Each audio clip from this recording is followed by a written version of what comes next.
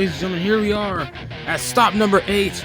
As basically actually part 2 of our Western swing here of CASCAR series, and here in Sun Valley Speedway out in BC. So now we're all the way on the left side of Canada, and only 22 cars this time though. A bit of a fuel change, we'll get to that in a minute. There's the top 5 point standings. LP Dumoulin managed to get 1 point ahead of him, Mark Antoine Cameron, mainly because through his halfway bonus points, he only got 1 halfway bonus point, but it was very crucial to get ahead of Mark Antoine Cameron. Now it's time to see if he can hold that.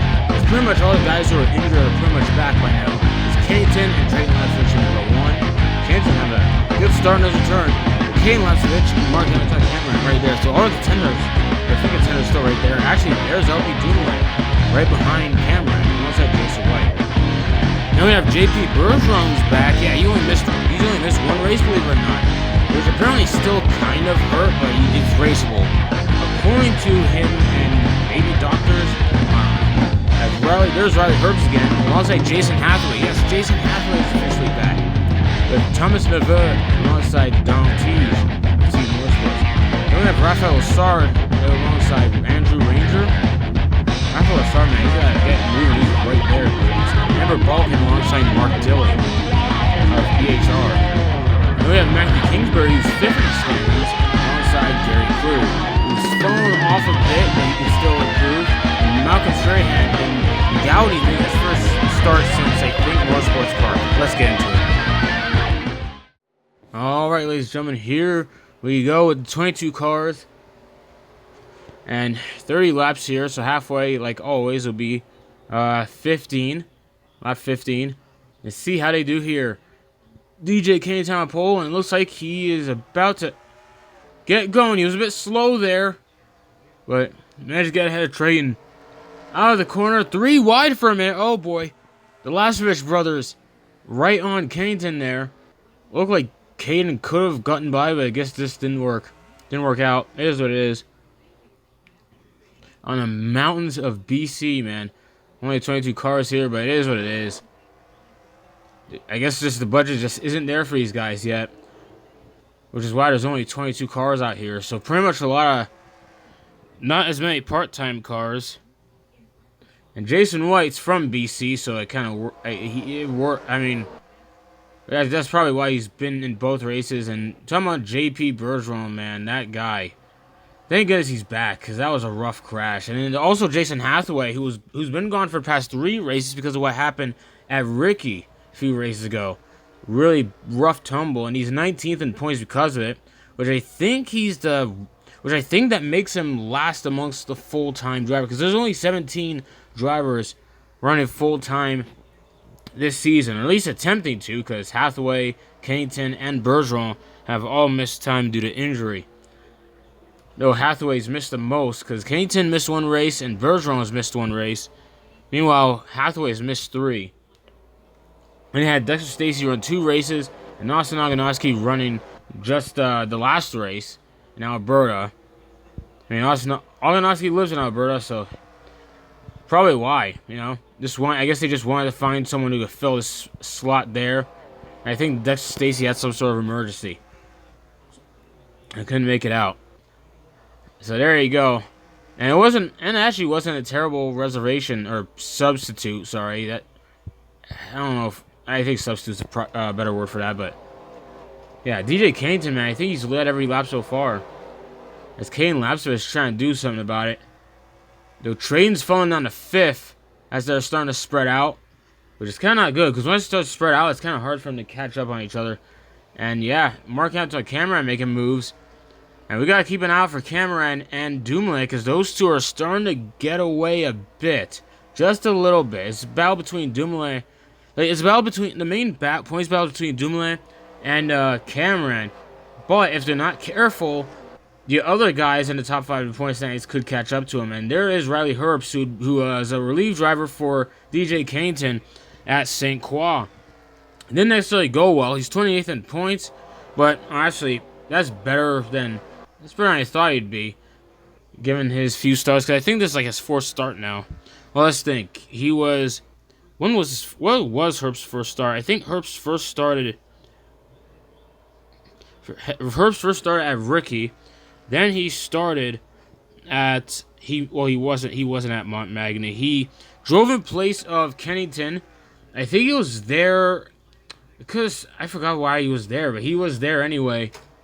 He was at the track anyway. I guess just to help out a bit because Kennington's had Herps help work around or whatever. Especially had Herps working on the 08. Essentially. Just doing some work with the 08. Because the 08 and the 28 are basically they're basically the same car. Just that it's renumbered every now and again depending on who is scheduled for what weekend. For whatever race. So, with Sarah Thorne being out for the rest of the season, there's uncertainty on that entry. He might just give those slots to Riley Herps, I guess. I'm going to assume that's the plan. And there's the halfway points, by the way. DJ Kennington getting the 5 points. Dumoulin, 4 points. That's going to be really crucial. That's going to be really crucial. That's like big. That's big. It's kind of big for LP Dumoulin. Every point matters when you're like that high up in points, you know? So especially when you pay attention. I mean, every point matters for everyone, but especially when you're paying attention. For anyone who pays attention to the points battle, literally every single point matters. That 1 point that LP Dumoulin got at the halfway point last time out in Race City is why he's the points leader, 1 point ahead of Cameron in the points right now. As we look through, like that was just and Caden Lapsevich is getting better too. And there's DJ Kennington still in the lead, man. He's 15th in points. I thought he would have lost more positions, but honestly, he only missed 1 race. Hathaway, I expected, given like he missed 3 whole races. That's a whole lot of points gone, especially when everyone gets points at some point. Like I think 22nd place is gonna get 19 points. So basically, even back when Ricky had like 30 cars, like everyone got points in some form. Right, basically everyone got points. Because there's enough points for like 40 cars. I doubt that'll ever happen. Especially with the tracks on the schedule, wouldn't really allow for that many cars anyway. It wouldn't allow for that many entries. But it is what it is. And Matthew Kingsbury running 9th. Kingsbury, kind of a quiet day. But honestly, his win at St. Croix. And the thing is, he kind of like, even on a restart, like Kingsbury was able to hold his own. So I gotta give props to Kingsbury for that one, because I don't know. I feel like he hadn't done too much before that win. And now he's in the top 5 in the point. He was able to carry that momentum from his win, and is now 5th in the standings coming into this. That might change though. He might lose a bit. I don't know. Because points are starting to spread out a bit more as we're on the second half of the season. As we're through the second half right now. And the Lapsevich brothers, Trayton's trying to get by his brother. Will he? Yeah, he will. Or no, they're side by side. Brother versus brother for 2nd place right now. And Trayton is currently 10th in points. But I'm sure Trayton, he wants to make that late season comeback. Considering he's up to 10th, I mean, I don't know. The top 8, top 9, oh, jeez, I forgot how the points are stacked overall, but for sure, those guys, man. And Trayton, oh, man, Caden's really falling back. As now, Mark Anton Cameron, where did he come from? Finding his way into the top 3. How did Mark Anton Cameron get there? I have not really mentioned Cameron all race, except for when I was talking about the points battle and whatever. But other than that, I haven't really talked about him in the race itself. LP Dumoulin has fallen down to 6. Oh my gosh, that's points gone. Or maybe not. Actually, maybe not. Maybe not, because remember, Dumoulin got those 4 bonus points. But depending on where Dumoulin finished, honestly, I think Cameron is going to keep his 3rd place if nothing goes wrong here. So, depending on what Dumoulin does here, he could keep his points lead. He's trying to make the move on Caden. This might do it. He gets, but wait, no, he's side by side with Caden. Donald T's in the top 5. I didn't even see that. But just like that, DJ Kennington wins at Sun Valley. Props to Kennington. This is the break he needed after having such a rough season. Even before his injury, his season was kind of on the downhill bit. But yeah, props to him. Trayton Lapsevich for a solid 2nd place.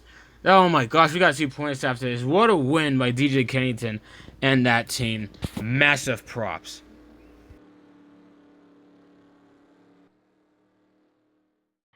And now we look at, well, here's the results. Yeah, DJ Kennington is the winner. Caden laps. Basically, everyone, no DNFs whatsoever. No one even lapped. Thomas Rivera is just dead last on speed. It is what it is. Never Strahan. So everyone kept it clean for this race. JP Bergeron on 18th. It is what it is. Not ideal, but honestly, at least he stayed out of trouble this time. I think that's what Bergeron should just strive for. Just finish, because it's been rough for these guys. Especially, oh, Hathaway 13th. He finished as well, so props to him. Looking at point standings, and yeah, oh my gosh, that was crucial for LP Dumoulin. He is now, well, he's still 1 point ahead. So wow, basically they've got the exact same amount of points. Kane Lasvich is like about 12 points below. Rafael Losar is a bit further. So the top three are starting to get themselves a bit isolated from the rest of the pack. Maybe the next track might shuffle that up. I don't know yet. Hathaway's still 19th in the standings, but it is what it is. At this point, Hathaway's objective should be to finish out the season as best as they can, given he missed 3 races, and just hope for next season to go a lot better. That's pretty much what their mindset should be. Riley Herbst finally got ahead of Sarah Thorne in points. Props to him on that. Gregson 33rd. Actually, that's from last race. Scratch that. So none of these guys here raced at all in this race. So I'm not going to talk about that. Points are pretty much the same. Sort of. But yeah, Josh Collins did last. But Josh Collins has only 1 start so far this season, and now he's at Scotia Speed World. So pay no mind to that. But anyways, next race is going to be at Michigan. Yeah, that's right. We're finally going down to the U.S. or the CASCAR Series. But for now, that is going to be it from here. See ya.